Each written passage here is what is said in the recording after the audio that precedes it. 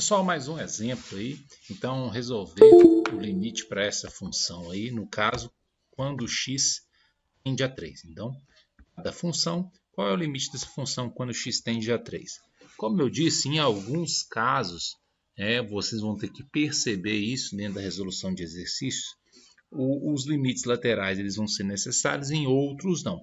E a gente tem que tomar cuidado, porque às vezes nem sempre isso vai estar tão claro, né? Vai estar tão explícito assim. Por exemplo, essa função aqui, né? Eu já tive situações em que eu coloquei um exercício parecido no trabalho, uma prova, e o número de erros foi altíssimo. Por quê? Como que geralmente os alunos erravam esse exercício? Resolviam e acabavam errando. Como eu já disse, a primeira coisa que a gente faz ao resolver um limite é substituir o x pelo número. Então, pega essa função, aí coloca o 3 no lugar do x, certo? Aí gera isso aqui. E aí a pessoa faz a conta 3 menos 3, 0. E aí ela fala, raiz de 0 é igual a 0. Aí 1 mais 0 dá 1. E aí a pessoa erra o exercício. Porque eu não posso afirmar isso. Por que eu não posso afirmar isso? Né? Qual que é a informação que está implícita aqui que eu tenho que ficar atento a ela? Observa o seguinte. Eu substituí o x por 3 aqui e encontrei o zero aqui, correto? Só que eu tenho que lembrar que esse x ele não é igual a 3. Ele é próximo a 3. Então, isso aqui também que eu encontrei não é zero, é próximo a zero.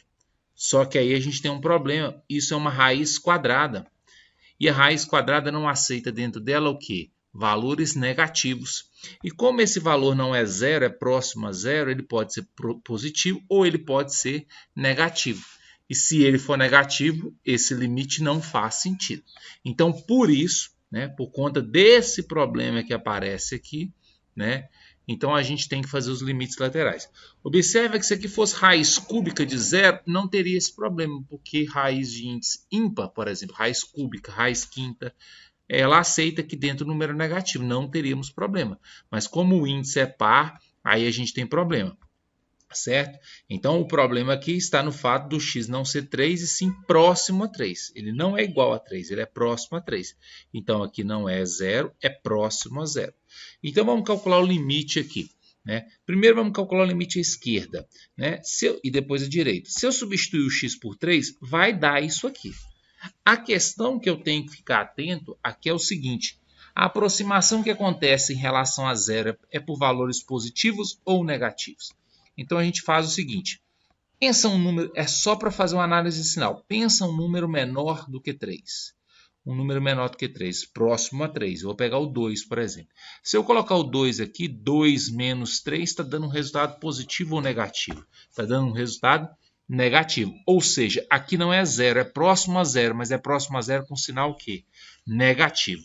Né? Então, essa aproximação que a gente tem aqui no zero por valores negativos vai fazer com que esse limite aqui não exista.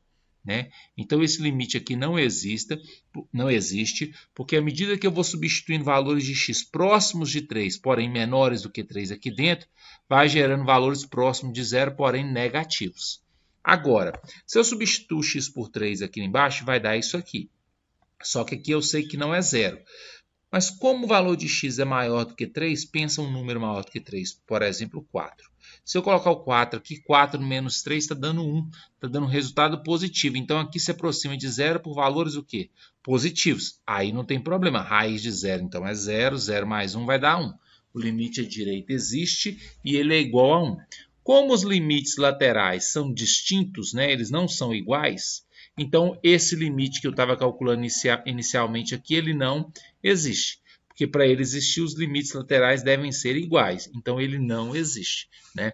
Então a gente tem que ficar atento a essa questão aí. Essa é uma questão que você poderia perceber rapidamente se você trabalhasse aqui a ideia de domínio. Né? Se você, por isso que é importante, quando a gente vai estudar cálculo, a gente tem esses conceitos bem trabalhados na nossa cabeça, né?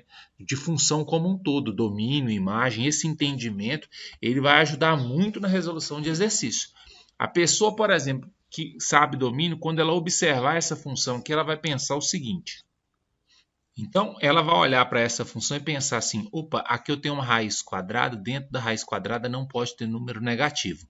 Então, quer dizer que x menos 3 tem que ser maior do que 0. Ou seja, x tem que ser maior do que 3. E quando ela pensa que x é maior do que 3, ela automaticamente ela já gera um problema para esse limite. Ó. Porque quando você faz um limite à esquerda do 3, você está dizendo que o x se aproxima de 3 por valores que são menores do que 3. Mas o domínio diz que o x tem que ser maior do que 3, ou seja, esse limite aqui não faz a menor diferença, ele não existe. Então, você poderia tirar essa conclusão com uma simples análise do domínio da função aí. Agora, se não souber fazer essa análise a partir do domínio, façam as contas, mas tomando cuidado com esse tipo de situação aqui. Ó. Então, esse tipo de situação aqui, ele gerou a necessidade dos limites laterais aí.